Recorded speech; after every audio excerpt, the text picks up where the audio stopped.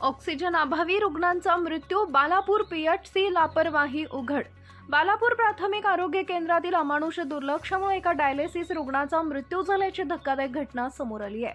मोहम्मद शोएब गुलाम शब्बीर हे रुग्ण श्वास घेण्यास त्रास होत असल्यानं त्यांना तातडीनं बालापूर ग्रामीण रुग्णालयात नेण्यात आलं. मात्र त्यावेळी रुग्णालयात ना डॉक्टर होते ना कर्मचारी. रुग्णाला तातडीनं ऑक्सिजनची गरज होती, पण रुग्णालयात ऑक्सिजन सिलेंडर रिकामे होते असा गंभीर आरोप नातेवाईकांनी केलाय.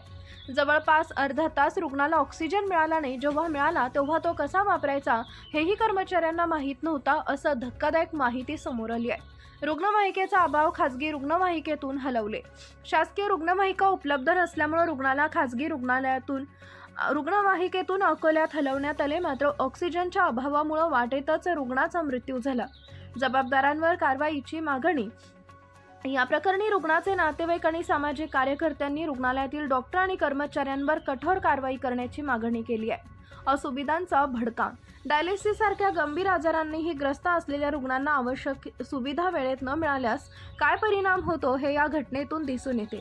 ग्रामीण रुग्णालयात मूलभूत सुविधा आणि प्रशिक्षित कर्मचाऱ्यांची कमतरता ही एक मोठी समस्या असून वरिष्ठ आरोग्य अधिकाऱ्यांनी याकडे तात्काळ लक्ष देण्याची गरज आहे. इंडिया न्यूज R7 काजी मेहंदी हसन.